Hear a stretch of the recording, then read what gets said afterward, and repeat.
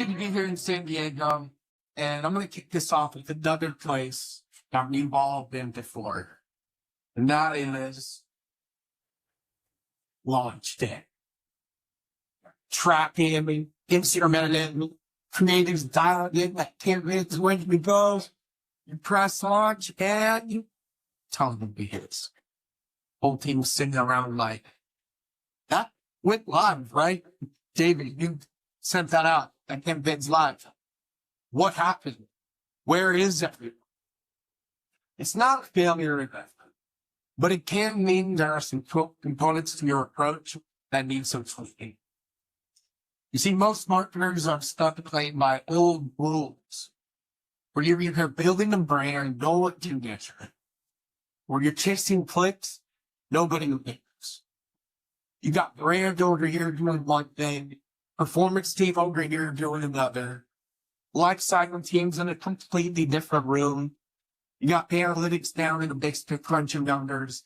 That approach kills campaign performance long before a bad media plan or bad creative strategy. But there is a way your brand and your growth goals can fuel each other, where your campaigns convert now and compound later. You can have both. My name's David Hampton, and I'm here to tell you today how you can have it. With some systems and tips that I've used over the course of my career at places like Amazon, Pandora, and Twitch to drive content and growth. So let's talk about why I love content marketing. Because you want to grow now, but you also want to build a brand for the future. And I think content is the best tactic to drive both of those goals. There's 3 key reasons why we'll talk about today. The first is it's integrated and omnichannel. Content allows you to take a singular piece of content or a message, oftentimes a message reinforcing your brand, and distribute it across all of your channels, all of your growth and performance channels, surrounding your customers with a message in a way that other tactics just can't do as efficiently. It's conversation driven, whereas other tactics sometimes run on arbitrary internal calendars that frankly don't mean anything to your customers. Content is moment driven. It's trend driven. It's of the conversation. Now I know, predicting what the internet is going to talk about tomorrow, well, if we all did that, we wouldn't be there and all be rich on a high level. But today, I'll walk you through some things you can do to prepare for the seemingly unprepared. Lastly, it's another. Content gets customers to feel. And if you can get them to feel, you can get them to. So let's dig into each one. Principle number 1. Content is an integrated system, not an asset. If your marketing lives in isolation, it'll die in isolation. The best campaigns can loop through all of your channels effortlessly and efficiently. Life cycle, PR, performance, you name it. I call this brand and performance because it plugs your brand thinking into your performance channels. So your ads don't just sell, they say something. And it plugs the discipline, performance marketing, into your brand work. So you're not just driving balloons, vibes, and emotional connection, but you're able to measure that and drive them measurable outcomes. Well, let's ground in an example. What do I mean? Our first example talked about sports on Twitch. When I was working with Twitch was known as a gaming brand. And outside of gaming, they had very little brand recognition. They knew they wanted to grow, expand new audiences and adjacent categories. And sports was one of those categories. So what's our job as marketers? Well, first we got to let sports fans know that Twitch exists. And then we got to let them know that Twitch has sports. And it's different here. Everybody's mind goes to brand campaign. But maybe like the executives sit in investor and board meetings every day where brand metrics by themselves don't always cut it. You spent what to drive what? No, we needed to drive some tangible customer growth. So what is going to do both of those things efficiently? Content. And not just any content.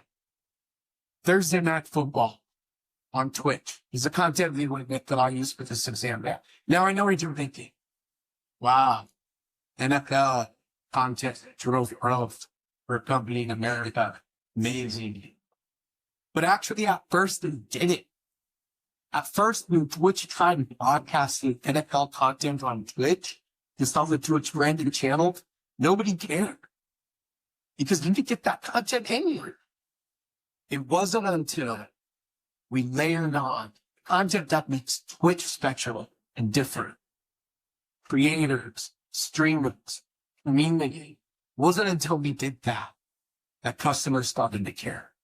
So we rounded up administrators who were sports fans and speak authentically about football.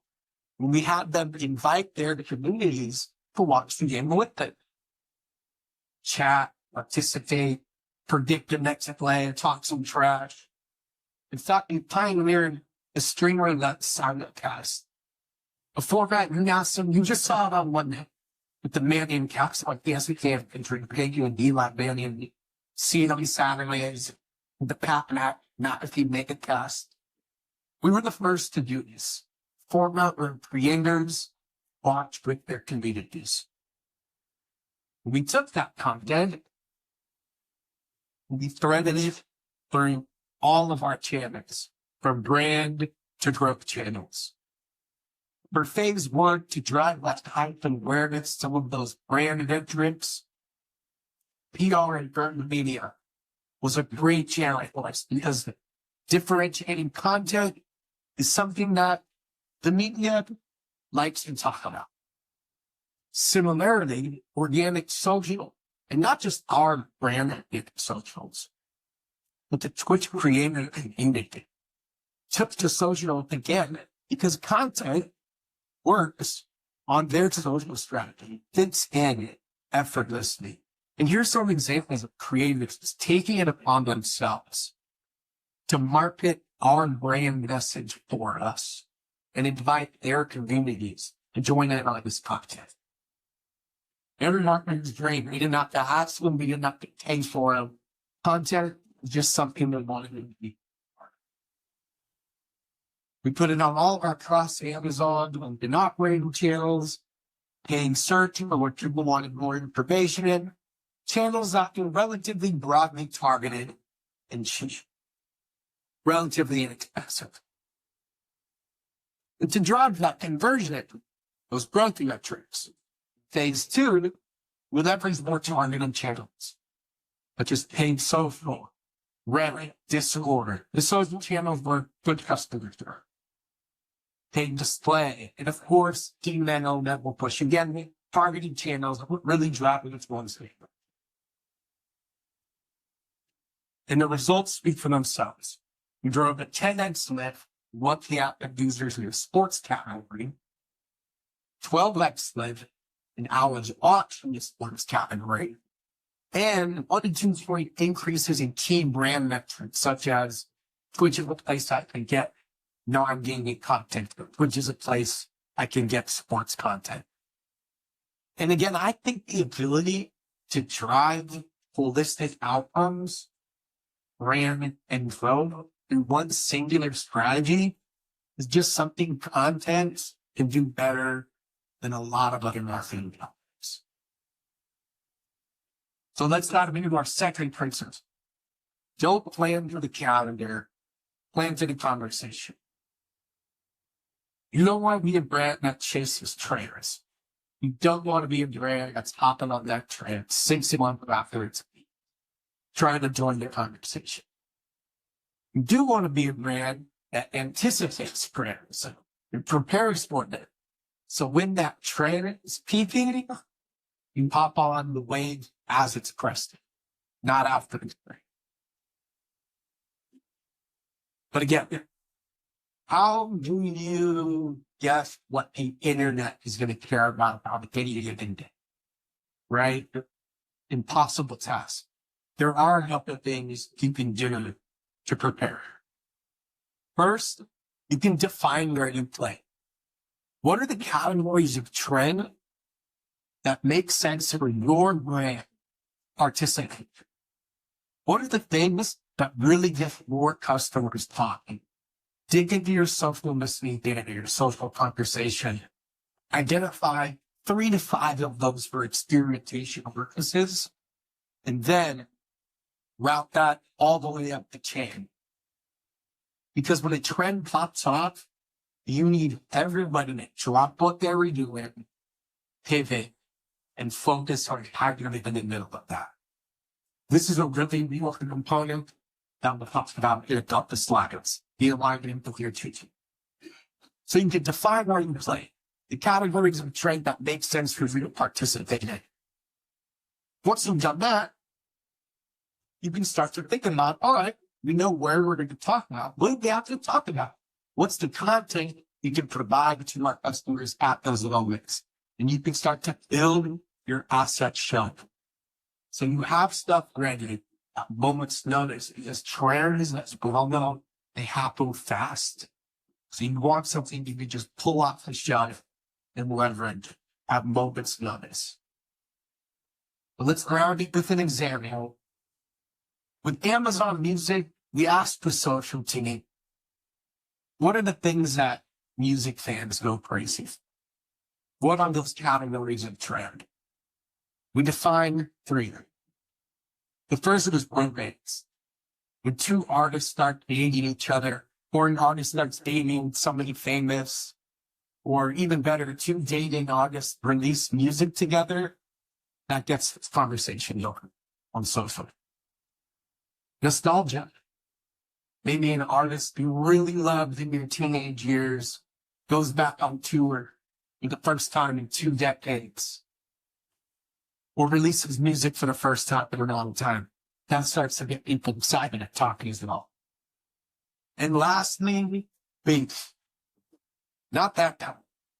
But when 2 artists start feuding, getting after each other, that really drives a lot of conversation and back. So we said, all right, we got these categories set up. These are the categories we're going to experiment with. When that trend pops off, what do we do? Because all we know is that it's going to happen at some point, right? So we created a ton of content in this. We created best of couple playlists for all those duets featuring artists who were dating, or breakup songs where we mean that all happens. Swifties, relaxed. I don't think Taylor's going to get in that category. So he didn't leave that on the shelf. Or nostalgia, decades content, 70s pop, 80s rock, throwback jams, what if wonders. And for beef, all-time beef playlists featuring the most sizzling diss tracks, and playlists for the biggest beefers, because there's some artists out there, or you can think of them, who are always getting into it with somebody. So we had stuff ready to go, off the shelf. We tried dots off, we got some flavor to get out of that conversation. But here's where the part generating alignment around these categories really matters. Because there can be certain things that happen where you'll say, we don't want to just pull something off the shelf from this. This is a moment where we need to go big. And when that happens, you're going to want to make sure your organization is ready for that moment. Just like Amazon Music was when this moment popped up. Drake and Kendrick, the infinite, the latest beef ever. When this happened, everyone stopped what they were doing and said, okay, how do we get the middle in this? And because of the prepare for it in advance, we have process the setup in place. We have leadership alignment to drop what we were doing and pick this up. We have some budget allocated on the side, ready to go for a moment such as this. Because we were prepared, when we found out about this, who remembers this? Kendrick Lamar's The Pop-Up. The first time he ever played his Preparedness track, Not Like Us, live, in front of his hometown crowd in LA on Juneteenth, no less. When we found out about this, us we were ready to go and was the first brand to get to Kendrick's team. Before Spotify, before now, before Netflix. To say, hey, how do you work with you to license this content to live stream it, which we did across all of our channels. Again, an integrated approach with the content and the marketing. All because we had taken the time to get prepared for when it popped up. And you can imagine the results. And you're going to have to, because Amazon's legal team does not mess around. I know they're probably out there somewhere, but I'll just say this. If you have a piece of content that allows you to authentically attach to a trend as it's peaking, you look good. It's going to drive some brand love. And if that piece of content is exclusively yours, meaning customers can't get it anywhere else, you're going to drive some weight to your product as well. Now, again, I know predicting what the internet's going to care about on any given day seems impossible, right? But since I'm here with all of you, I'll do it for you for free. That's right. Email me about your category, about your brand, and I'll come to pay for you. Then I'll pass it over to you. You take it internal. Before you take a picture of this, email me. I'll do 3 of them. So let's say the first 3 people that emailed me, you get it for free. Let me know. On my last principle, content, I think, is the best tactic to drive emotion. And if you can get someone to feel, you probably get them to act. But what makes customers feel is different for every brand. For some brands, like the same insurance brands, things like comfort, safety. For other brands, it's the notion of fragrance or competition, like apparel brands or sporting goods. For Pandora, it was our good old friend nostalgia, marketer's best friend, discovering music you had forgot about it once loved, and having that song taking back to a moment in time. That's what customers love about Pandora. So what was the situation? Well, you've probably been there. It's Q1, all those customers that came to your product during the holiday, they were like, hey, we're taking off. They are bouncing out the back door. You're experiencing that massive post-holiday churn moment. Your engagement's flatlining. Traditional tactics like price cuts, promotions, those were on the table. Leadership wanted to send everybody 3 months free of subscription product. And those aren't bad ideas. But when we dug into the customer data, we learned something. These were seasonal listeners. They were drawn in the nostalgia of holiday music that they loved, that bring them back to a awesome place in time. They were moment driven. They weren't daily users. So what good is a price promotion for 3 months free to do for them? They're not going to come to subscribe anyways. We need to get deeper, more resonant solution. Content. So we thought, hey, these customers came for a nostalgic-inducing seasonal moment and create another one. We can get them to return. This was our hypothesis. So what's the moment we rallying around? Spring break. Why spring break? Because it's not just a date on the calendar. Spring break is a feeling. The carefree days of your youth, all the sounds and the song you once loved from that period of time. We wanted to tap into that feeling of your spring break. So what did we do? We took customers' birth years And based on their birth year, we estimated the year they were likely college age. Then we went to spring of that year and pulled the top charting songs in the genre that they liked. Again, we wanted to remind you of core spring break. We mapped all that customer data, created a bunch of personalized stations, such as spring break, 90s country, 80s pop, 2000s hip hop.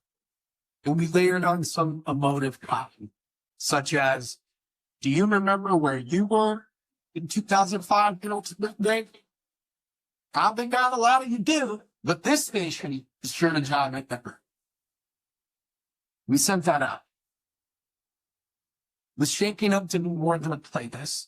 It was shaping up to be time machine.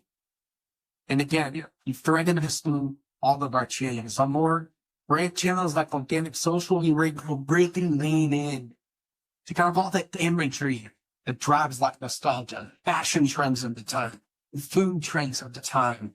And then, of course, in our more performance channels, we drove you directly to your station. And the results speak for themselves.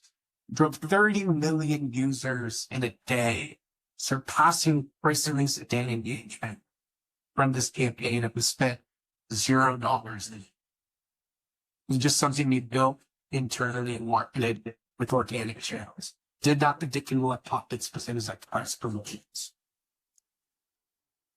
So let's wrap it up. Content is the best way to drive your brand and your growth goals because it's integrated on material, allowing you to take a singular piece of content and message and thread it through all of your performance channels. It's conversation driven, allowing you to meet customers where they are with what they care about, when they care about it, and it's emotive. It gets customers to feel you probably get them down. But here's the question. Is your company even set up to do this? It's less of a brainstorming and creative exercise and much more of a system design play. It's a lot of process I've got to set up, got to gather the right data as inputs, output the right strategy. It's a lot of systems design work. And it's exactly the kind of work we do at Field Vision. We'll partner with you to build the playbook and you keys, and you run the play yourself. Our success is measured at something no longer need us. We're literally built to be fired. We believe content is how you scale your soul, and it's how you can win today and win the long game. Growth and your hair. If that's something you want to talk about, let's connect. I can't stand up here and talk about integrating the approach if I'm not on all the channels myself, right? So if there's a channel out there, probably find me on it. Fieldvision.com. Feel free to email me, David@fieldvisionproof.com. All on the socials. Feel free to take a photo of the slide. I'd love to talk to you.